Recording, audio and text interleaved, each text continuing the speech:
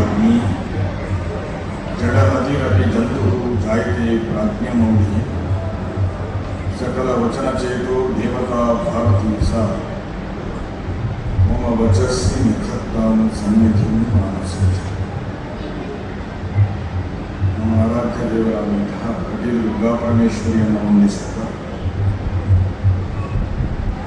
ಇಲ್ಲಿ ವಿಶೇಷವಾಗಿ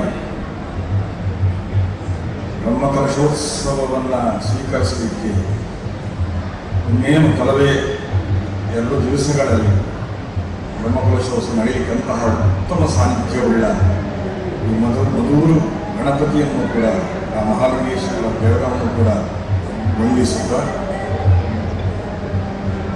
ಸಭೆಯಲ್ಲಿ ಆಸೀನರಾಗಿರತಕ್ಕಂತಹ ಮಲಯಾಳಂ ಭಾಷೆಯಲ್ಲಿ ಜನಮಾನಸವನ್ನು ಗೆದ್ದಂತಹ ನೋಟ ಕಾಣುತ್ತದೆ. ನನಗೆ ಮಲಯಾಳ ನನಗೆ ಬರುವುದಿಲ್ಲ, ಆದರೆ ಒಂದು ಉತ್ತಮ ಚೈತನ್ಯವನ್ನು ತುಂಬಿದ್ದಾರೆ ಅಂತ ನಿಶ್ಚಯ ಆಗ್ತದೆ. ಅಂತಹ ಆ ಚೈತನ್ಯ ತುಂಬಿದ ಸ್ವಾಮೀಜಿಗಳಿಗೆ ವಂದಿಸುತ್ತಾ ಆಮೇಲೆ ಸಭೆಯಲ್ಲಿ ಅನೇಕ ಗಣ್ಯರಿದ್ದಾರೆ, ಅವರಿಗೆಲ್ಲ ಒಟ್ಟಾಗಿ ನಮಸ್ಕರಿಸುತ್ತಾ ಎದುರುಗಡೆ ಇರತಕ್ಕಂಥ ನನ್ನ ಅಧ್ಯಾತ್ಮ ಬಂಧುಗಳಿಗೆ ಮಧೂರು ಎಂಬ ಒಂದು ಹೆಸರೇ ನಮ್ಮನ್ನು ಆಹ್ವಾನಿಸ್ತದೆ. ಯಾಕೆಂದರೆ ನಾನು ಯಾವತ್ತೂ ಹೇಳೋದುಂಟು, ಕೇರಳದಲ್ಲಿ ಸಾಧಿಸಿದಷ್ಟು ನಾವು ಕರ್ನಾಟಕದಲ್ಲಿ ಸಾಧಿಸಲಿಲ್ಲ ಅಂತ ಹೇಳ್ತೀವಿ. ನಮಗೆ ಸಾಧ್ಯ ಆಗಲಿಲ್ಲ. ನೋಡಿ, ಕೇರಳದಲ್ಲಿ ಒಂದು ದೇವಾಲಯ, ಹಿಂದೂ ದೇವಾಲಯದಲ್ಲಿ ಹಿಂದೂಗಳಿಗೆ ಮಾತ್ರ ಪ್ರವೇಶ, ಅಹಿಂದೂಗಳಿಗೆ ಪ್ರವೇಶ ಇಲ್ಲ ಅಂತ ಒಂದು ಬೋರ್ಡ್ ಆಗಲಿಕ್ಕೆ ಪರ್ಮಿಷನ್ ಉಂಟು ಕರ್ನಾಟಕದಲ್ಲಿ. ಕೇರಳದ ಒಂದು ಸಾಧನೆ. ಇನ್ನೊಂದು ಸಾಧನೆ ಏನಂತಂದ್ರೆ ವಸ್ತ್ರ ಸಂಹಿತೆ, ಡ್ರೆಸ್ ಕೋಡ್.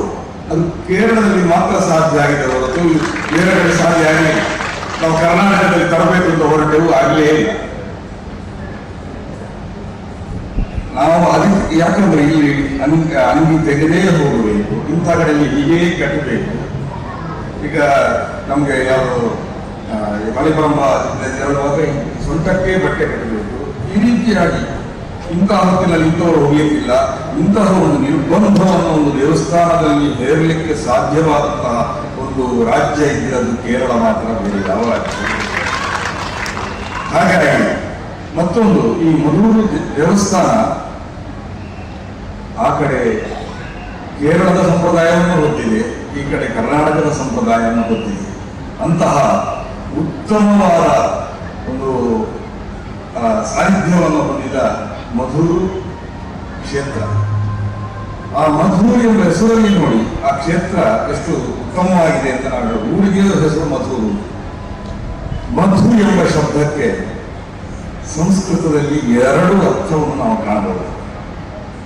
ಒಂದನೇದಾಗಿ ಎಲ್ಲರಿಗೂ ತಿಳಿದ ಹಾಗೆ ಮಧುರ ಅಂದ್ರೆ ಸಿಹಿ ಅರ್ಥ, ಮಧು ಅಂದ್ರೆ ಸಿಹಿ ಅಂತ. ಇನ್ನೊಂದು ಮಧು ಅಂದ್ರೆ ಸಂಸ್ಕೃತದಲ್ಲಿ ಒಳ್ಳೆಯ ಮಾತಿಗೆ ಮಧು ಅಂತ ಹೆಸರು. ಮಾಧ್ವಿ ಗಾವೋ ಭವಂತುನಃ ನಮಗೆ ವೇದ ಹೇಳ್ತದೆ. ಗಾವಹ ಅಂದ್ರೆ ಅಲ್ಲಿ ದನ ಅಂತ ಅರ್ಥ ಅಲ್ಲ, ಗೈ ಶಬ್ದ ಅಂತಂದ್ರೆ ಶಬ್ದ ಅಂದ್ರೆ ನಮ್ಮ ಬಾಯಲ್ಲಿ ಬರತಕ್ಕಂತಹ ಶಬ್ದ ಅಂದ್ರೆ ನಮ್ಮ ಮಾತು. ಅದು ಮಾಧ್ವೀರ್ ಗಾವಹ ಭವಂತುನಃ, ನಮಗೆ ಹೇಳತಕ್ಕ ಮಾತುಗಳು ಎಲ್ಲವೂ ಮಧುರವಾಗಿರಲಿ ಎನ್ನುವಂತಹ ಮಾತು ಮಧು ಅಂತ ಎಂಬ ಅರ್ಥವನ್ನು ಕೊಡತಕ್ಕಂತಹ ಶ್ರುತಿಯ. ಹಾಗಾಗಿ ಒಂದು ಮಾತು ಸಿಹಿಯಾಗಿರಲಿ, ಒಂದು ಸಿಹಿಯಾಗಿರಲಿ, ಮಾತೇ ಸಿಹಿ. ಅಂತಹ ಉತ್ತಮ ಅರ್ಥವನ್ನು ಹೊತ್ತ ಮಧು ಎಂಬ ಹೆಸರನ್ನು ಉಳ್ಳಂತಹ ಈ ಗಣಪತಿಯನ್ನು ನಾವು ಉಪಾಸನೆ ಮಾಡಿದರೆ ನಮ್ಮಲ್ಲಿಯೂ ಕೂಡ ಉತ್ತಮವಾದಂತಹ ಉತ್ತಮ ಮಾತುಗಳ ಜನಮಾನಸವನ್ನು ಮುಟ್ಟತಕ್ಕಂತಹ ಮಾತುಗಳೇ ನಮ್ಮಲ್ಲಿ ಹೊರಡ್ತದೆ ಎಂಬಂತಹ ಇದನ್ನು ನಾವೆಲ್ಲರಾಗಿ ಹೇಳಬೇಕಾಗಿದೆ. ಅಂತಹ ಉತ್ತಮ ಹೆಸರುಳ್ಳ ಈ ಊರು, ಆ ಊರಿನಲ್ಲಿರತಕ್ಕಂತಹ ಉಪಾಸನಾ ಗಣಪತಿ. ಈ ಗಣಪತಿಯನ್ನು ಉಪಾಸಿಸಿದವರೇ ಇಲ್ಲ. ನಾನು ಯಾವಾಗಲೂ ಹೇಳುದುಂಟು, ಕಟೀಲಿನ ಯಕ್ಷಗಾನ ಅಂದ್ರೆ ಅದು 6 ಮೇಳಗಳುಳ್ಳ ಯಕ್ಷಗಾನ ಬಹಳ ಪ್ರಸಿದ್ಧ, ದೇವರಿಗೆ ಅತ್ಯಂತ ಪ್ರೀತಿ ಇಡುತ್ತ ಹರಕೆ. ಒಂದು ಸೇವೆಯನ್ನು ಮಾಡಬೇಕಿದ್ರೆ 20 ವರ್ಷ ಕಾಯಬೇಕು, ಅಂತಹ ಒಂದು ಸೇವೆ. ಆದರೆ ಆ ಯಕ್ಷಗಾನದಲ್ಲಿಯೂ ಪ್ರಾರಂಭದಲ್ಲಿ ನಾವು ಯಾರನ್ನು ಸ್ತುತಿಸೋದು? ಮದವೂರ ವಿಘ್ನೇಶಗೆ. ಅಂದ್ರೆ ಪ್ರಾರಂಭದ ಸ್ತುತಿ ಯಕ್ಷಗಾನದಲ್ಲಿ ಕೂಡ ಮದವೂರ ವಿಘ್ನೇಶಗೆ ಅಂತ. ಅಲ್ಲಿಯೂ ಕೂಡ ನಾವು ಮದವೂರು ಗಣಪತಿಯನ್ನೇ ನಾವು ಸ್ತುತಿಸ್ತೇವೆ.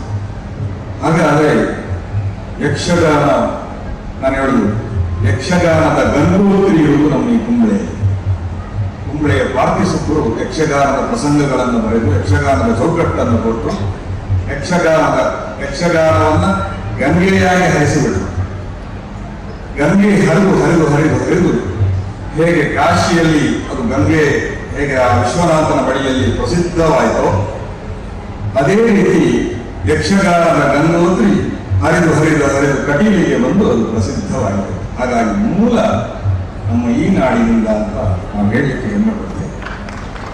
ಅಂತಹ ಉತ್ತಮವಾದಂತಹ ಕ್ಷೇತ್ರ ಇದು. ಇಲ್ಲಿಗೆ ಸ್ತುತಿಸಲು ಒಂದು ಕಾಲದಲ್ಲಿ ಒಂದು ಕೋರ್ಟಲ್ಲಿ ಜಗಳ ಆಯಿತು.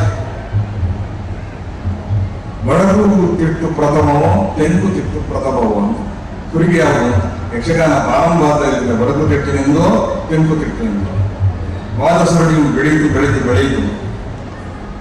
ಆಗಲೂ ಕೂಡ ತೆಂಕು ತಿಟ್ಟೇ ಮೊದಲು ಪ್ರಥಮ ಅಂತ ನಮಗೆ ಉಳಿಸಿಕೊಟ್ಟ ದೇವರಿರೋದು ಮೊದಲು ವಿಘ್ನೇಶ.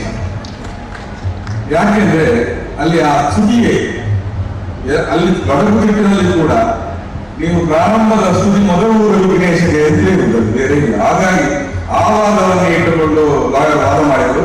ಇಲ್ಲಿಯೂ ಕೂಡ ಸ್ತುತಿ ಮಾಡುವುದು ಮೊದಲು ವಿಘ್ನೇಶಗೆ ಅಂತ ಹೇಳಿದ್ರಿಂದ ತೆಂಕು ತಿಟ್ಟು ಪ್ರಾರಂಭ ಆದದ್ದು ಇಲ್ಲಿಂದಲೇ ಅಂತ ಹೇಳಿ ಜಡ್ಜ್ಮೆಂಟ್ ಬರುವ ಹಾಗೆ ಮಾಡಿದಂತಹ ಕೀರ್ತಿಕರದ ಮೊದಲು ವಿಘ್ನೇಶ. ಅಂತಹ ಶ್ರೇಷ್ಠ ಸಾಹಿತ್ಯವನ್ನು ಹೊತ್ತಂತಹ ನಾಡಿ ಇಲ್ಲಿ ನನಗೆ ಯಾವಾಗ ಕಾಣುವುದುಂಟು. ನಮ್ಮಲ್ಲಿ ಕರ್ನಾಟಕದಲ್ಲಿ ನಮ್ಮ ಕರ್ನಾಟಕದಲ್ಲಿ ಒಂದು ಭಾಷೆ ಕನ್ನಡ. ನಮ್ಮ ದಕ್ಷಿಣ ಕನ್ನಡದಲ್ಲಿ ಒಂದು ಹೆಮ್ಮೆ ಅಂತ ಹೇಳ್ಬೋದು, ಕನ್ನಡ ಮತ್ತು ತುಳು ಅಂತ 2 ಭಾಷೆಯ ಸಂಗಮ ಆಗಿದೆ. ಆದರೆ ನಮ್ಮ ಈ ನಾಡಿನಲ್ಲಿ 3 ಭಾಷೆಗಳ ಸಂಗಮ ಆಗಿದೆ. ಒಂದು ಕನ್ನಡ, ಒಂದು ತುಳು, ಒಂದು ಮಲಯಾಳಿ. 3 ಭಾಷೆಗಳ ಸಂಗಮ ಇದ್ರೆ ಅದು ಈ ನಾಡಿಗೆ ಬರಬೇಕು ಅಂತ ಬೇರೆ 3 ಭಾಷೆಗಳ ಸಂಗಮ. ನೋಡಿ, ಒಂದು ಭಾಷೆಗಳ ಸಂಗಮ ಆಗುವುದಂದ್ರೆ ಆ ಸಂಸ್ಕೃತಿಗಳು, ಇವರು ಹೇಳಿದ್ರು ನಮ್ಮ ಸ್ವಲ್ಪ ಅರ್ಥ ಆಯ್ತು ನನಗೆ. ಸಾಂಸ್ಕೃತಿಕವಾಗಿ ನಾವು ಒಟ್ಟಾಗಬೇಕು. ನಮ್ಮ ಇದು ಬೇರೆ ಬೇರೆ ಆಗಿರ್ತದೆ, ಒಂದು ಕಡೆ ಒಂದೇ ಇರ್ತದೆ, ಒಂದು ಕಡೆ. ಹಾಗಾಗಿ ಈ ಭಾರತದಲ್ಲಿ ನಾವು ಹಿಂದೂ ಧರ್ಮವನ್ನು ಸಾರಲಿಕ್ಕೆ ಆಗಿದೆ. ನಮ್ಮ ಧರ್ಮ ಒಂದೇ ಇರ್ತದೆ. ಆದ್ದರಿಂದ ನಾವು ಇಡೀ ಭಾರತದಲ್ಲಿ ಹಿಂದೂ ಧರ್ಮವನ್ನು ಎತ್ತಿ ಹಿಡಿಯಲಿಕ್ಕಾಗಿದೆ. ಹೇಗೆ ಅಂತ ಕೇಳಬಹುದು, ಯಾವುದು ನಮ್ಮನ್ನು ಎತ್ತಿ ಹಿಡಿಯಲಿಕ್ಕಾಯ್ತು? ಹಿಂದೂ ಧರ್ಮ ಏನನ್ನು ಸಾರ್ತದೆ ನೋಡಿ. ನೀವು ಮುಂದೆ ಉದಾಹರಣೆ ಕೊಡುವುದಾದ್ರೆ, ಮೊನ್ನಷ್ಟೇ ಮುಗಿದಂತಹ ಕುಂಭಮೇಳವನ್ನು ನೋಡಬಹುದು.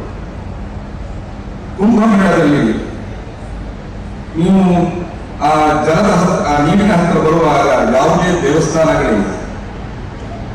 ಆದರೆ ಜನರಿಗೆ ಕಾಣಲು ಹರಿಯುವ 3 ನದಿಗಳ ಸಂಗಮ ಮಾತ್ರ ಕಾಣುತ್ತದೆ. ಕೋಟಿ ಜನ ಬಂದು ಆ ನೀರಿನಲ್ಲಿ ಸ್ನಾನ ಮಾಡಿದರು. ಹಾಗಾದ್ರೆ ಕುಂಭ ಎಂಬ ಶಬ್ದ ನೋಡಿ. ಕುಂಭ ಅಂದ್ರೆ ಇದರಲ್ಲಿ ಬರುವಂದು ಮಡಲಿಗೆ ಕುಂಭ ಅಂತ ಹೇಳುದು. ಕುಂಭ ಅಂದ್ರೆ ಮಡಕೆ. ಆದರೆ ಅದನ್ನು ನಾವು ವಿಸ್ತರಿಸಿ ಹೇಳಬೇಕು. ಕುಂಭ ಅಂದ್ರೆ ಭೂಮಿಯನ್ನೇ ಭವತಿ ಮಾಡ್ತದೆ ಎಂಬಂತಹ ಅರ್ಥ ಅಲ್ಲಿ ಕಾಣ್ತದೆ. ಇಡೀ ಭಾರತದ ಭೂಮಿಯೇ ಒಂದು ಕಡೆ ನೆಲೆಸಿತು ಆ ಕುಂಭಮೇಳದಲ್ಲಿ. ಇಡೀ ಒಂದು ನದಿಯನ್ನೇ ಕುಂಭವಾಗಿ ಸ್ವೀಕರಿಸಿಕೊಂಡು ಅಷ್ಟು ಕೋಟಿ ಜನ ಅಲ್ಲಿಗೆ ಹರಿದು ಬಂದರು. ಏನು ಕೇವಲ ಒಂದು ನದಿ. ಹಾಗಾದ್ರೆ ಆ ನದಿಯ ಪಾರಮ್ಯ ಎಷ್ಟೇ ಇರಬೇಕು. ಇದನ್ನ ಬ್ರಿಟಿಷರು ತಮ್ಮ ಇದರಲ್ಲಿ ಅವರು ಕಂಡುಕೊಂಡ್ರಂತೆ. ಅವರು ಅದನ್ನು ಪ್ರಯೋಗದಲ್ಲಿ ಕಂಡುಕೊಂಡರು. ಏನಂದ್ರೆ ಅವರು ಥೇಮ್ಸ್ ನದಿಯ ನೀರನ್ನು ತಂದರಂತೆ ಅವರ ಹಡಗಿನಲ್ಲಿ. 5 ದಿವಸದಲ್ಲಿ ಹಾಳಾಗಿರುವುದು. 5 ದಿವಸದಲ್ಲಿ ಹಾಳಾಗಿರುವುದು. ಆದರೆ ಗಂಗೆಯ ನೀರನ್ನು ತಮ್ಮ ಹಡಗಿನಲ್ಲಿ ಇಲ್ಲಿಂದ ಕೊಂಡೊಯ್ದಾಗ 5 ತಿಂಗಳಾದರೂ ಹಾಳಾಗದೇ ಇರತಕ್ಕಂಥ ಇಡೀ ಪ್ರಪಂಚದಲ್ಲಿ ಒಂದು ನದಿ ಇದ್ರೆ ಗಂಗೆಯ ನೀರು. ಗಂಗೆ ಹಾಗಾದ್ರೆ ಹಿಮಾಲಯದಲ್ಲಿ ಏನಿರ್ಬೋದು ಹೇಳಿ? ನೀವು ಆಲೋಚಿಸಿ. ನಮ್ಮ ಅತ್ಯುಸ್ತರಸ್ಯ ವಿಷಿದೇವಕಾತ್ಮ ಹಿಮಾಲಯೋ ನಾಮ ನಗಾಧಿರಾಜ ಕಾಳಿದಾಸ ಹೇಳಿ. ಹಿಮಾಲಯ ಎಂಬಂತಹ ನಗಾಧಿರಾಜ, ಎಲ್ಲ ಪರ್ವತಗಳ ಅಧಿರಾಜ ದೇವತಾತ್ಮ ಅಂತ, ಪರ್ವತವನ್ನು ಕೂಡ ಅತ್ಯಂತ ಉತ್ತಮವಾದಂತಹ ದೇವತೆ ಅಂತ ಕಂಡುಕೊಂಡು. ಯಾಕೆ ನೋಡಿ, ಅಲ್ಲಿಂದ ಹರಿದು ಬಂದಂತಹ ಗಂಗೆ.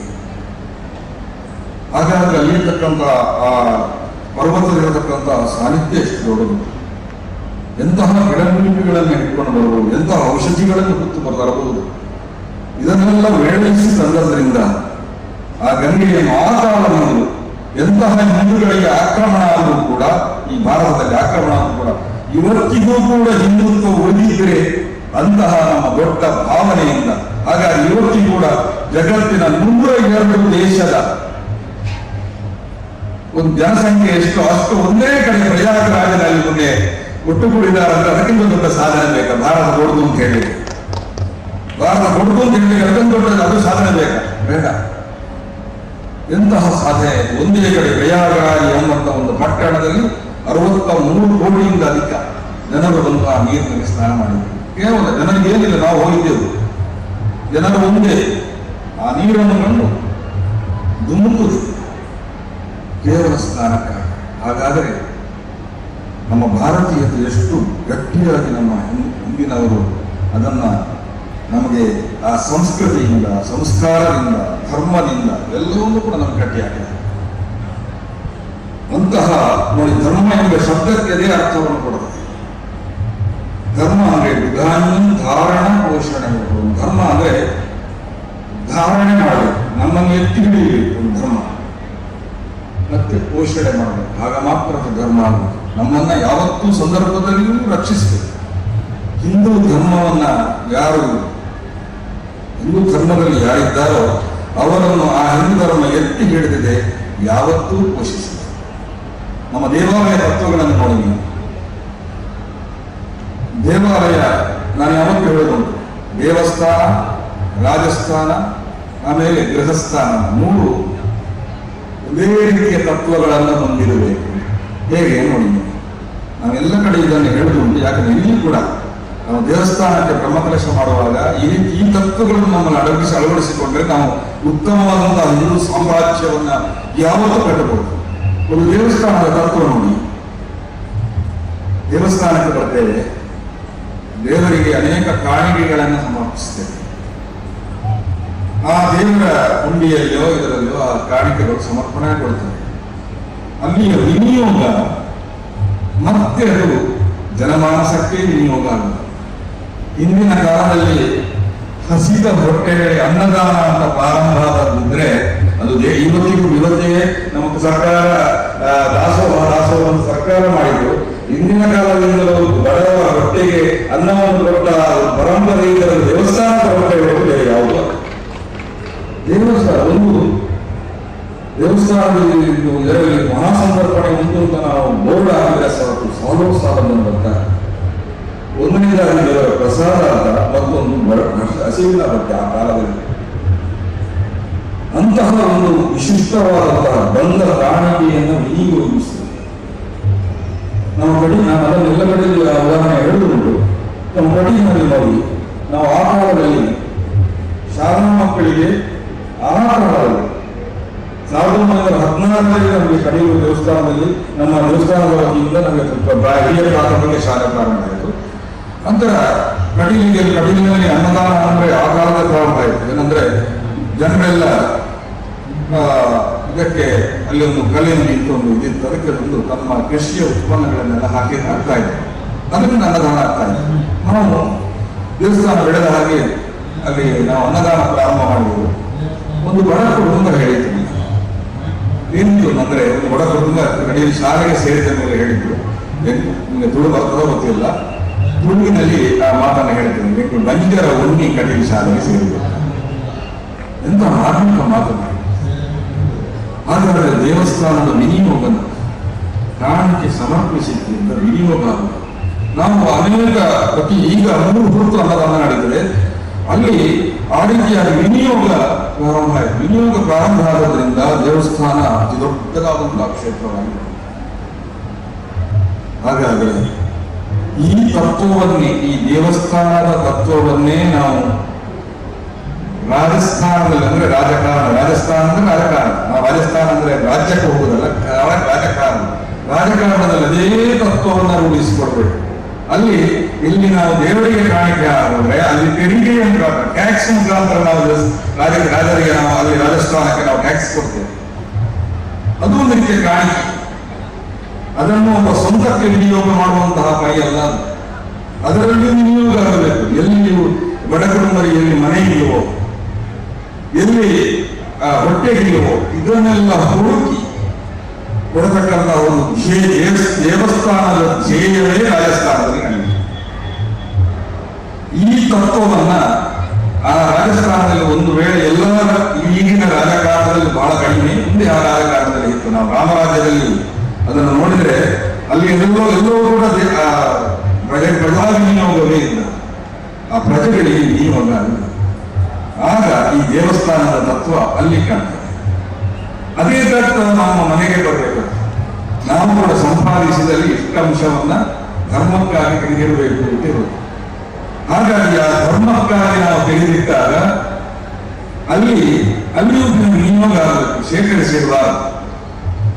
10 ರೂಪಾಯಿ ಸಿಕ್ಕಿದ್ರೆ 2 ರೂಪಾಯಿ ಖರ್ಚು ಮಾಡಬೇಕು, ಹಿಂದಿನವರು ಪ್ರಾಚೀನರು ಹೇಳ್ತಾ ಇದ್ರು.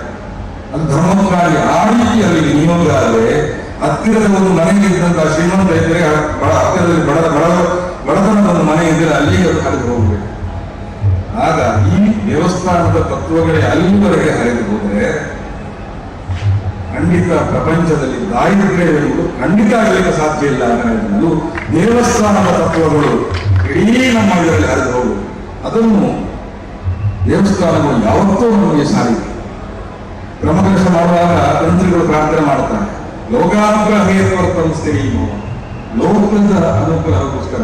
ಕೇವಲ ಮಧುರಿ ಗಣಪತಿಗೆ ನಾನು ಬ್ರಹ್ಮಕಲಶ ಆಗ್ತದೆ 2ನೇ ತಾರೀಕು ಅಂತಾದ್ರೆ ಅದು ಕೇವಲ ಮಧುರಿನ ಈ ಊರಿಗೆ ಬ್ರಹ್ಮಕಲಶ ಅಲ್ಲ, ಲೋಕಾನುಗ್ರಹ ಇಡೀ ಲೋಕಕ್ಕೆ, ಇಡೀ ಭಾರತಕ್ಕೆ ಶ್ರೇಯಸ್ಸು ತರಬೇಕಂತ ಧ್ಯೇಯದಿಂದ ಮಾಡುವುದು ಸ್ಥಿರೀಭವ ಸುಖಾಯನ.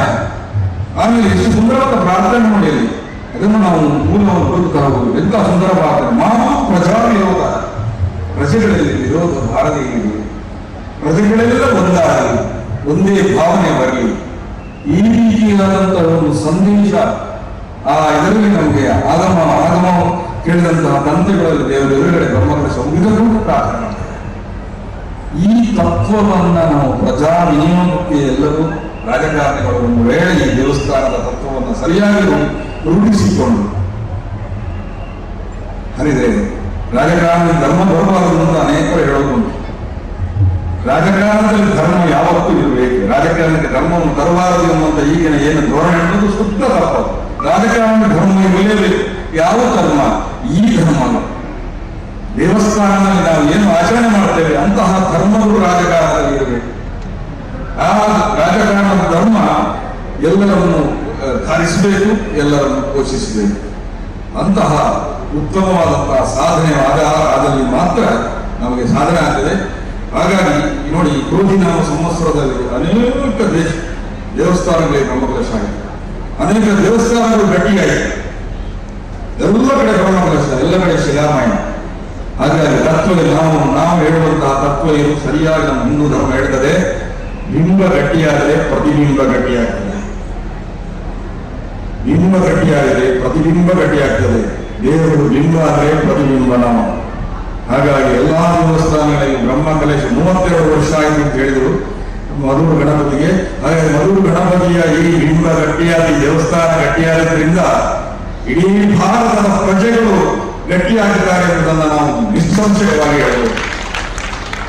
ಬಿಂಬ ಪ್ರತಿಬಿಂಬ. ಹಾಗಾದ್ರೆ ಕ್ರೋಧಿನಾಮ ನೋಡಿ, ಈಗ ಕ್ರೋಧಿನಾಮ ಸಂವತ್ಸರದ ಕೆಲವು ಕಡೆ ವಿಶ್ವಾಸ ಸಂವತ್ಸರ ಬಂದಾಗಿದೆ. ಮೊನ್ನೆ ಚಾಂದ್ರಮಾನ ನಮ್ಗೆ ಕೆಲವರಿಗೆ ಕಾಣುವುದು ವಿಶ್ವ ಹಬ್ಬ, ಅಂದ್ರೆ ಇದರಲ್ಲಿ ಸೌರಮಾನ ಈಗಾಗಲೇ ಬರ್ತದೆ. ಈ ವಿಶ್ವಾಸ ಸಂದರ್ಭದಲ್ಲಿ ಇಡೀ ದೇಶದ ಸುಭಿಕ್ಷೆಯ ಹಾದಿಯಲ್ಲಿ ನಾವು ಹೇಳ್ಬೋದು. ಎಷ್ಟೋ ದೇವಸ್ಥಾನಗಳೆಲ್ಲ ಬ್ರಹ್ಮಕಲಶ ಆಗದೆ ಇದ್ದದ್ದು ಕೂಡ ಆಗದೆ ಇಲ್ಲಿ ಅನೇಕ ದೇವಸ್ಥಾನಗಳು ಬ್ರಹ್ಮಕಲಶ ಆಯಿತು. ಹಾಗಾಗಿ ನಾನು ಹೇಳೋದು ಇಷ್ಟನ್ನೇ, ಈ ಮಧುರ ಗಣಪತಿ ಎಲ್ಲರೂ ಆರಾಧಿಸುವಂತಹ ಗಣಪತಿ. ಆ ಎಲ್ಲರೂ ಆರಾಧಿಸುವ ಗಣಪತಿಯಲ್ಲಿ ವಿಶಿಷ್ಟ ಚೈತನ್ಯವನ್ನ ತುಂಬಬೇಕು. ಯಾಕಂದ್ರೆ ದೇವ ಚೈತನ್ಯ ಅದನ್ನು ತುಂಬಬೇಕಾದವರು ನಾವು. ಯಾಕಂದ್ರೆ ಪ್ರಜೆಗಳ ಅನುಸಂಧಾನವೇ ಅಲ್ಲಿ ತುಂಬುವುದು. ಪ್ರಜೆಗಳು ಹೇಗೆ ಭಕ್ತರು ಹೇಗೆ ಅನುಸಂಧಾನ ಮಾಡ್ತಾರ ದೇವರನ್ನು ಚೈತನ್ಯ ತುಂಬುತ್ತದೆ. ಹಾಗಾಗಿ ಪ್ರತಿಯೊಬ್ಬರು ಕೂಡ ಆ ಗಣಪತಿಯನ್ನು ವಿಶಿಷ್ಟವಾಗಿ ಅನುಸಂಧಾನ ಮಾಡಿಕೊಂಡು, ಗಣಪತಿ ತತ್ವವನ್ನು ಅನುಸಂಧಾನ ಮಾಡಿಕೊಂಡು, ನಮ್ಮ ಚೈತನ್ಯ ಅವರು ಹೇಳಿದರು ಗಣಪತಿ ತತ್ವ ಅಂತ. ಒಂದು ಹಿರಿಯ ಮೇಲೆ ಗಣಪತಿ ಇದ್ದಾನೆ, ಒಂದು ಅದರೊಂದು ಚಿತ್ರ ನಮ್ಗೆ ಕಾಣುವಾಗ ಚಿತ್ರ ಕಾಣ್ತದೆ. ಗಣಪತಿಯ ತತ್ವದ ಒಂದು ವಿಶಿಷ್ಟ, ಅದನ್ನು ಹೇಳಿ ನಾನು ಮುಗಿಸ್ತೇನೆ. ಗಣಪತಿ ತತ್ವ ಏನು ಅಂದ್ರೆ, ನಿಮಗೆ ಕಾಣುವಾಗ ಗಣಪತಿಯನ್ನು ಕಾಣುವಾಗ ಒಂದು ದೊಡ್ಡದಾದ ಸೊಂಡಿ, ಆನೆಯ ಮುಖ ಕಾಣ್ತದೆ, ಹೊಟ್ಟೆ ದೊಡ್ಡದು, ಹೊಟ್ಟೆಗೊಂದು ಸರ್ಪವನ್ನು ಕಟ್ತಾರೆ, ಎರಡು ದಂತಗಳು, ಒಂದು ಗಂಟ ತುಂಡಾದದ್ದು, ಒಂದು ದಂತ ತುಂಡಾಗದೇ ಇರುವಂತದ್ದು, ಎಲ್ಲವೂ ವಿಚಿತ್ರ. ಹಿರಿಯ ಮೇಲೆ ಕೂತದ್ದು ನಿಮಗೆ ಹೇಗೆ ವಿಚಿತ್ರ ಕಾಣ್ತದೆ ನೋಡಿ. ಗಣಪತಿ ತತ್ವ ನೋಡಿ, ವಿಶಿಷ್ಟವಾದ ತತ್ವವನ್ನು ಹೊಂದಿದೆ ಅದು. ಆನೆಯ ಮುಖ ಯಾಕೆ ಅಂದ್ರೆ, ಆನೆ ಒಂದು ವಿಚಿತ್ರ ಪ್ರಾಣಿ. ಅದು ಕಾಡಿನಲ್ಲಿದ್ದ ಎಲ್ಲಾ ಮೃಗಗಳು ಕೂಡ ಮಾಂಸಾಹಾರಿ. ಆದರೆ ಆನೆಯಷ್ಟು ಬಲಿಷ್ಠವಾದಂತಹ ಪ್ರಾಣಿ ಬೇರೆ ಇದೆ. ಎಷ್ಟು ಮಾಂಸಗಳನ್ನು ಹಿಡಿದು ತಿನ್ನಬಹುದು.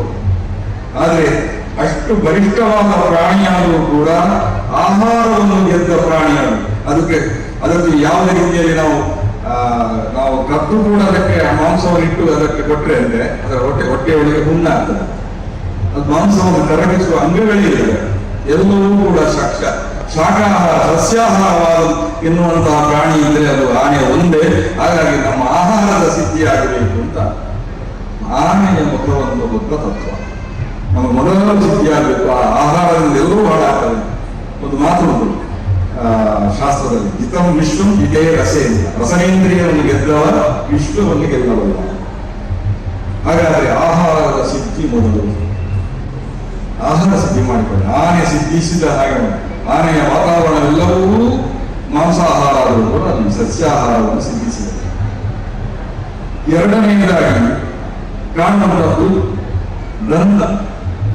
ದಂತವೆಂಬುದು ಒಂದು ತುಂಡಾಗಿದೆ. ಅನೇಕ ಕಥೆ ಪರಶುರಾಮ ಇದೆಲ್ಲ ಕಥೆ ಬರ್ತದೆ. ಆದರೆ ಅದರ ದ್ಯೋತಕ ನೋಡಿ, ನಮಗೆ ದಂತದಿಂದಲೇ ನಮಗೆ ಅಹಂಕಾರ ಬೆಳೆಯುತ್ತೆ. ನಮ್ಮ ದಂತ ಉದಾದ ಕೂಡಲೇ ನಾವು ಹೇಳೋದುಂಟು, ಬಾರಿ ತುಂಬತ್ತನೆ ಬಾಯಿ ಅಂತ ನಮ್ಮ ಇದರಲ್ಲಿ ಹೇಳುವುದು. ಹಾಗಾದ್ರೆ ದಂತ ಬೆಳೆದ ಕೂಡಲೇ ಅಹಂಕಾರ ಬೆಳೆಯುತ್ತದೆ. ಅದಕ್ಕಾಗಿ ಒಂದು ಅಹಂಕಾರದ ದ್ಯೋತಕವಾಗಿ ಒಂದು ದಂತ ತುಂಡಾಗಿ ದೊಡ್ಡದಾದ ಹೊಟ್ಟೆ. ನಾವು ಗಣಪತಿಗೆ ಸಮರ್ಪಿಸಿದಷ್ಟು ಯಾವ ದೇವರಿಗೂ ಸಮರ್ಪಿಸುವುದಿಲ್ಲ. ಎಲ್ಲ ಉಂಡೆ ಚಕ್ಕುಲಿ ಎಲ್ಲ ನಾವು ಗಣಪತಿಯನ್ನು ಸಮರ್ಪಿಸುವುದು. ಗಣಪತಿಗೆ ಸಮರ್ಪಣೆ ತುಂಬಾ ಯಾರು ದೊಡ್ಡದಾದ ಹೊಟ್ಟೆಯನ್ನು. ಅದಕ್ಕೆ ಅವನಿಗೆ ಹೇಳುವುದು ನಾವೇನು ಅಂತಂದ್ರೆ, ಅವನು ಉಪಾಸಿಸುವ ತತ್ವ ನೋಡಿ, ವಿಶ್ವಮೂರ್ತಿ, ವಿಶ್ವವನ್ನೇ ಭರಿಸಿದ್ದಾನೆ, ನೆತ್ತಿದ್ದಾನೆ.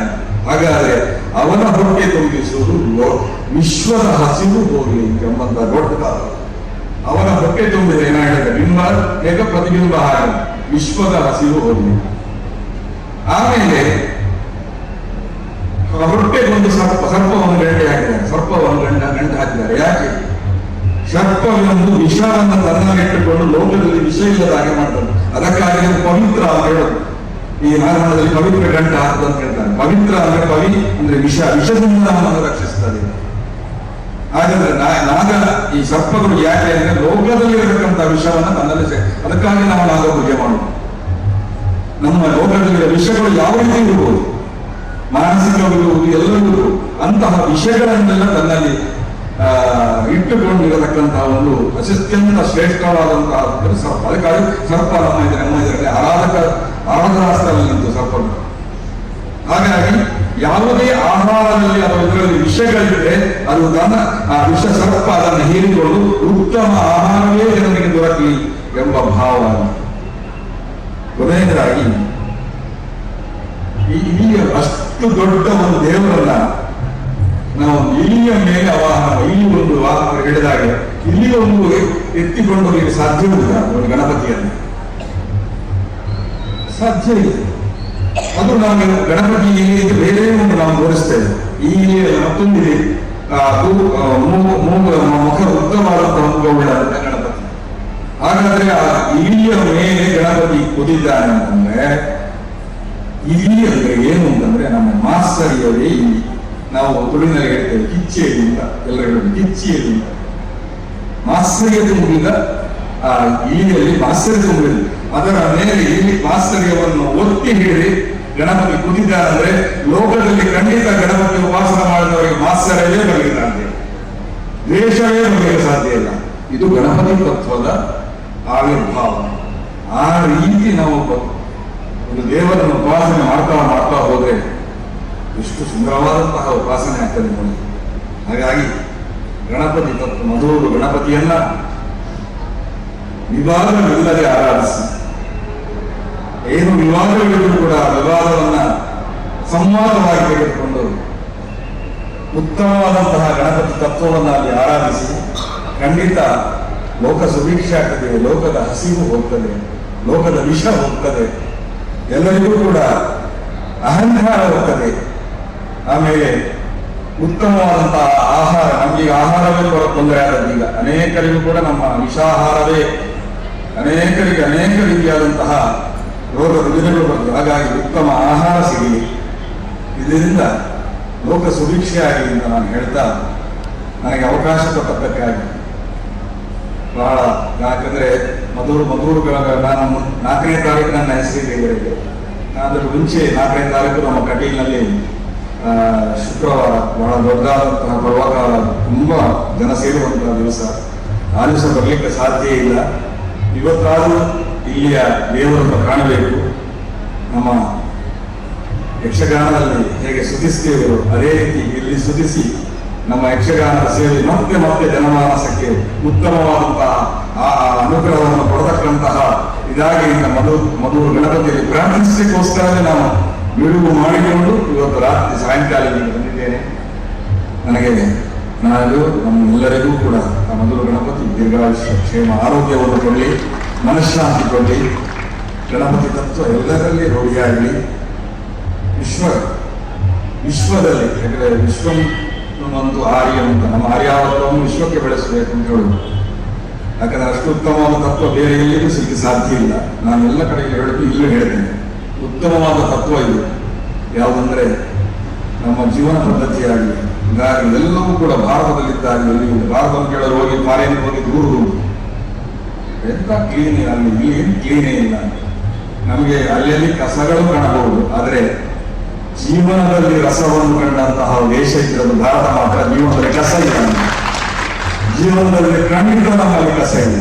ಯಾಕಂದ್ರೆ ನಾವು ಮದುವೆ ಆಗ್ತೇವೆ, ಮದುವೆ ಆಗುವಾಗ ಒಂದು ಸಂಕಲ್ಪಗಳೇ ಒಂದು ಧರ್ಮ ಪ್ರಜಾಸಿದ್ಯರ್ಥಂ ಇಮಾಮಿ ಕನ್ಯಾ ಅಂತ, ಒಂದು ಕನ್ಯೆ ಹಿಡಿಯುವಾಗ ಸುಮ್ಮನೆ ಒಂದು ಸುಖಕ್ಕೋಸ್ಕರ ಕನ್ಯೆ ಕೈ ಹಿಡಿಯುವುದಲ್ಲ, ಧರ್ಮ ಪ್ರಜಾಸಿದ್ಯರ್ಥಂ, ಒಂದು ಧರ್ಮ ಪ್ರಜೆಗಳು ಹೋಗ್ಲಿ ಅಂತ ನಾವು ಸಂಕಲ್ಪ ನೋಡಿ. ಮದುವೆಯ ಸಂಕಲ್ಪವೇ ಅಲ್ಲಿ ಆವಾಹನೆ ಮಾಡುವಾಗ ಲಕ್ಷ್ಮೀ ನಾರಾಯಣನ ಆವಾಹನೆ ಮಾಡಿ.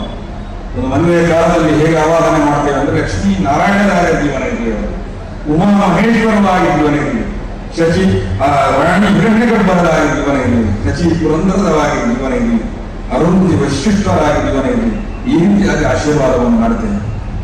ಹಾಗಾದ್ರೆ ಅವರ ಜೀವನವು ಅದೇ ರೀತಿ ಬೆಳೀಬೇಕು. ಲಕ್ಷ್ಮೀ ನಾರಾಯಣನಲ್ಲಿ ವಿಯೋಗ ಇಲ್ಲ, ನಾರಾಯಣ ಹೃದಯದಲ್ಲಿ ಲಕ್ಷ್ಮಿ ನೆನೆಸಿದ್ದಾರೆ. ಉಮಾ ಮಹೇಶ್ವರನಿಗೆ ವಿಯೋಗ ಇಲ್ಲ, ಅವರ ಅರ್ಧಾಂಗಿಯಾಗಿದ್ದಾರೆ. ವಾಣಿ ಹಿರಣ್ಯಗರ್ಭನಿಗೆ ವಿಯೋಗ ಇಲ್ಲ, ಯಾಕಂದ್ರೆ ಬ್ರಹ್ಮನಿಗೆ ಸೃಷ್ಟಿಗೆ ಬುದ್ಧಿಯನ್ನು ಕೊಡುವ ಒಳ್ಳೆಯವರು. ಅರುಂಧತಿ ವಶಿಷ್ಠರ ದಾಂಪತ್ಯ ಅಂದ್ರೆ ವಿಶಿಷ್ಟ, ಶಚಿ ಪುರಂದರದ ದಾಂಪತ್ಯ ಅಂದ್ರೆ ಅದು ದೊಡ್ಡದು. ಅಂತಹ ಜೀವನ ಸಿಗಲಿ. ಹಾಗಾಗಿ ನಮ್ಮಲ್ಲಿ ಇವತ್ತಿಗೂ ಕೂಡ ನಮ್ಮ ಭಾರತೀಯರಲ್ಲಿ 25 ವರ್ಷವೋ 50 ವರ್ಷವೋ ದಾಂಪತ್ಯವನ್ನು ಮಾಡಿದ ಎಷ್ಟೋ ಮಹಿಳೆ ಒಂದು ದಂಪತಿಗಳನ್ನು ನಾವು ಕಾಣಬಹುದು. ಆದರೆ ವಿದೇಶಕ್ಕೆ ಹೋದ್ರೆ 100ರಲ್ಲಿ 2% ಖಂಡಿತ ಇಲ್ಲ. ನೀವು ಫಾರಿನಿಂದ ಹೊಗಳ್ತಾರೆ ನೋಡಿ, ಇಲ್ಲಿಂದ ಹೋದವರು ಮಾತ್ರ ನಮ್ಮ ಹೆಂಡತಿಯೊಂದಿಗೆ ಜೀವನ ಮಾಡ್ತಾರೆ, ಅಲ್ಲಿದ್ದವರು ಯಾರೂ ಹೆಂಡತಿಯಿಂದ ಜೀವನ ಮಾಡುತ್ತಾರೆ, ಜೀವನ ಮಾಡೋದಿಲ್ಲ. ಇಂತಹ ಒಂದು ನೋಡಿ ನೀವು ಆಲೋಚನೆ ಮಾಡಿ ನೀವು ಫಾರಿನ್ ಒಬ್ಬರು ನಮ್ಮ ಅಮೆರಿಕದವರು ಹೋದವರು ನಮ್ಮಲ್ಲಿ ಹೇಳಿದರು, ಅಲ್ಲಿ ಇತಿಹಾಸ ಇರುವುದು ಕೇವಲ 300 ವರ್ಷ. ಅಮೆರಿಕಕ್ಕೆ ಹೋದರೆ 300 ವರ್ಷದ ಇತಿಹಾಸ ಅಷ್ಟೇ, 300 ವರ್ಷ ಕೇವಲ ಅಮೆರಿಕ ವಸ್ತುಸ್ಥಿತಿ ಮಾಡಿದ ಅಷ್ಟೇ. ನಮ್ಮಲ್ಲಿ ಇತಿಹಾಸ ಎಷ್ಟು ದೊಡ್ಡದು. ಮಹಾಭಾರತ ರಾಮಾಯಣವನ್ನು ಓದಿದ್ರೆ ಎಷ್ಟೋ ಲಕ್ಷ ವರ್ಷಗಳ ಇತಿಹಾಸ ಭಾರತದಲ್ಲಿದ್ದದ್ದು ಬೇರೆ ಯಾವ ದೇಶದಲ್ಲೂ ಇಲ್ಲ. ನಮಗೆ ಏನು ಹೇಗಿರ್ಬೇಕು, ಗಂಡ ಹೆಂಡತಿ ಹೇಗಿರ್ಬೇಕು, ಮಕ್ಕಳೊಂದಿಗೆ ಹೇಗಿರ್ಬೇಕು, ಮರಿಮಕ್ಕಳೊಂದಿಗೆ ಹೇಗಿರ್ಬೇಕು, ಎಲ್ಲಕ್ಕೂ ಕೂಡ ಆದರ್ಶಗಳು ನಾವು ತೋರಿಸಿಕೊಡಬಹುದು. ಧ್ರುವನಂತಹ ಒಂದು ಪ್ರಹ್ಲಾದನಂತಹ ಒಂದು ಮಗು ಹೇಗಿರ್ಬೇಕು, ತಂದೆ ತಾಯಿಗಳೊಂದಿಗೆ ಹೇಗಿರ್ಬೇಕು, ನಂತರ ಸೇವೆ ಹೇಗೆ ಮಾಡಬೇಕು. ಸತ್ತ ನಂತರ ನಾವು ತಂದೆ ತಾಯಿಗಳ ಮರೆಯುವುದಿಲ್ಲ. ಪಿತಾಮಹ ಪ್ರಪಿತಾಮಹ 3 ತಲೆಮಾರಿನವರನ್ನ ಕೂಡ ನಾವು ಎಣಿಸಿ ಪಿಂಡ ಇಡ್ತೇವೆ.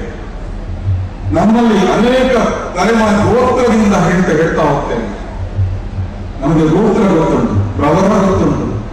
ನಮ್ಮ ಎಷ್ಟೋ ತಲೆಮಾರಿ ರಾಮಾಯಣದಲ್ಲಿ ಅದೇ ಸಂಸ್ಕೃತಿಯನ್ನು ಹೇಳಿದ 48 ತಲೆಮಾರುಗಳ ಪಟ್ಟಿಯನ್ನ ರಾಮಾಯಣದಲ್ಲಿ ಮದುವೆ ಸಂದರ್ಭದಲ್ಲಿ ಹೇಳುವಂತಹ ವಾಲ್ಮೀಕಿಗಳು ಚಿಂತಿಸಿದ್ದಾರೆ.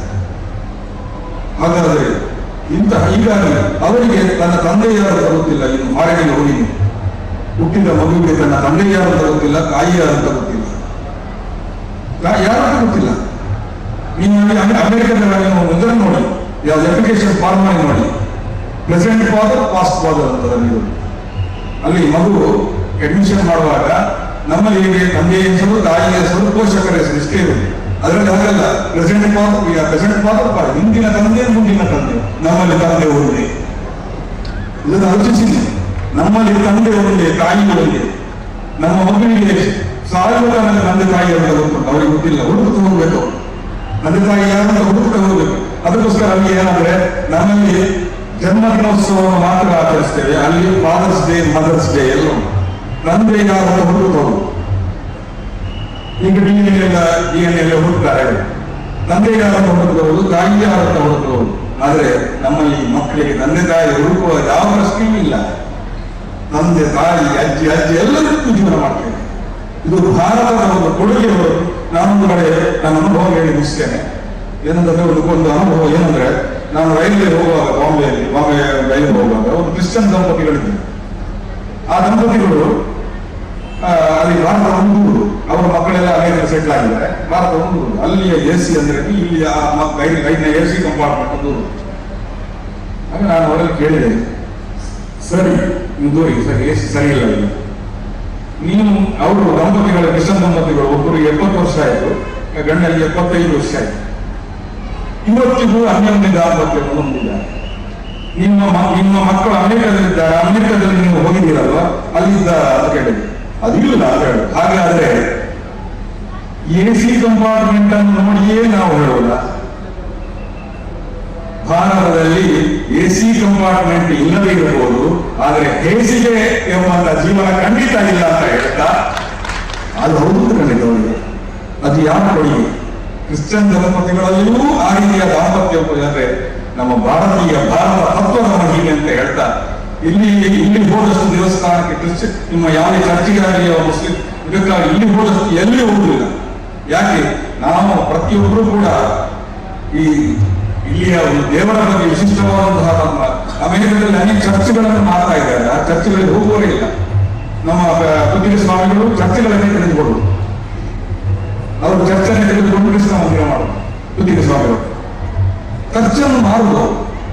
ನಮ್ಮ ದೇವಸ್ಥಾನದಲ್ಲಿ ಇನ್ನು ನೋಡಿ, ಯಾವುದೇ ಒಂದು ಪ್ರಾಣಬುದ್ಧ ದೇವಸ್ಥಾನ ಆಗಲಿ, ಊರಿನವರೆಲ್ಲ ಒಟ್ಟಾಗಿ ಧನ ಸಂಗ್ರಹ ಮಾಡಿ ಅದನ್ನು ಮೇಲೆತ್ತಕ್ಕೆ ಬೇಕು. ಅಷ್ಟಮಂಗಲ ಇಟ್ಟು ಮೇಲೆತ್ತಕ್ಕೆ ಬಯಸ್ತಾರೆ, ಬ್ರಹ್ಮಕಲಶ ಮಾಡ್ತಾರೆ. ಎಲ್ಲಿಯಾದರೂ ನಾವು ಒಂದು ದೇವಸ್ಥಾನವನ್ನು ಇನ್ನೊಬ್ಬರಿಗೆ ಮಾಡಿದ ಒಂದೇ ಒಂದು ಉದಾಹರಣೆ ಭಾರತದಲ್ಲಿ ಸಿಗಲಿಕ್ಕೆ ಸಾಧ್ಯ ಉಂಟಾ? ಇಲ್ಲ. ಯಾಕೆ ಇಲ್ಲ? ನಮಗಿರುವಂತಹ ದೈವನಿಷ್ಠೆ, ನಮಗಿರತಕ್ಕಂತಹ ದೇವರ ಬಗ್ಗೆ ಇರತಕ್ಕಂಥ ಅದು ಭಾರತೀಯತೆ. ನಾವಿಡೀ ದೇಶವನ್ನು ಹೊಂದಿರುವ ಭಾರತ ದೇಶವನ್ನ ನಾವೊಂದು ಭಾರತ ಮಾತೆಯನ್ನು ಹಿಡಿದುಕೊಂಡು ಕೇವಲ ಅದನ್ನು ಜಡ ಅಂತ ಕೂಡಿಲ್ಲ, ಭಾರತ ಮಾತೆಯನ್ನು. ಹಾಗಾಗಿ ನಾವು ಮಾತಾಡಿ ಜೈ ಅಂತ ಹೇಳಿ ಧೂಮುತ್ತೇವೆ. ಈ ರಾಷ್ಟ್ರೀಯತೆ ನಮ್ಮನ್ನೆಷ್ಟು ಎತ್ತಿಡ್ತದೆ. ಒಂದು ಚೀನಾ ದೇಶಕ್ಕೆ ಜಗಳಾಗುವಾಗ ನಮ್ಮ ಸೈನಿಕರನ್ನು ನಮ್ಮ 25 ಜನರನ್ನು ನಾವು ಕೊಂದು ಹಾಕಿದ್ರು. ಆದ ಕೂಡಲೇ ನಮ್ಮ ಸೈನಿಕರು 48 ಜನರನ್ನು ಕೊಂದು ಹಾಕಿದರು. ಆಗ ಮೊದಲು ಸಹ ಚೀನಾದ ಪೇಪರಲ್ಲಿ ಬಂದಂತೆ ಭಾರತದಲ್ಲಿದ್ದಷ್ಟು ರಾಷ್ಟ್ರೀಯತೆ ಚೀನಾದಲ್ಲಿ ಇಲ್ಲ. ಯಾಕೆ? ನಾವು ಕೊಟ್ಟಂತಹ ಭಾರತ ಮಾತೆ ಎಂಬ ಕಲ್ಪನೆ, ಭಾರತ ಮಾತೆ, ಆ ಭಾರತ ಎಂಬಂತಹ ಚೈತನ್ಯದ ಕಲ್ಪನೆ ಉಂಟಲ್ಲ, ಅದು ನಮ್ಮನ್ನು ರಕ್ಷಣೆ ಮಾಡಿತ್ತು. ಹಾಗಾಗಿ ಅದನ್ನು ನಮ್ಮ ರಾಜಕಾರಣಗಳು ಕೂಡ ಅದನ್ನೇ ಹೇಳಿತು. ನಮ್ಮ ಹಬ್ಬ ಅನೇಕ ಹಬ್ಬಗಳನ್ನು ನಮ್ಮ ಪ್ರಧಾನಿಯವರು ಅವರೊಟ್ಟಿಗೆ ಆಚರಣೆ ಮಾಡ್ತಾರೆ. ಯಾಕಂದ್ರೆ ಸೈನಿಕರಲ್ಲಿ ಆ ಭಾವ ಬರಬೇಕು. ಆಗ ಭಾರತ ಮಾತಾಡಿ ಜೈ ಅಂತ ಹೇಳುವಾಗ ಧುಮುಕುವಾಗ ರಾಷ್ಟ್ರ ಒಂದೇ ಕಾರಣದವರು ಬೇರೆ ಯಾವ ಕಾರಣವಿಲ್ಲ. ಹಾಗಾಗಿ ಅಂತಹ ಒಂದು ರಾಷ್ಟ್ರೀಯತೆ ಬೆಳೆಯುವುದು ನಮಗೆ ದೈವಿಕವಾಗಿ ಬೆಳೆಯುವುದು. ಆ ದೈವಿಕತೆ ಇಡೀ ನಮ್ಮ ಬ್ರಹ್ಮಕಲಶದಲ್ಲಿ ಸಿದ್ಧಿಯಾಗ್ತದೆ ಅಂತ ಹೇಳ್ತಾ ಅವಕಾಶ ಕೊಟ್ಟದ್ದಾಗಿ ನಾನು ಕೃತಜ್ಞತೆ ಮಾತನ್ನು ಮುಗಿಸ್ತೇನೆ.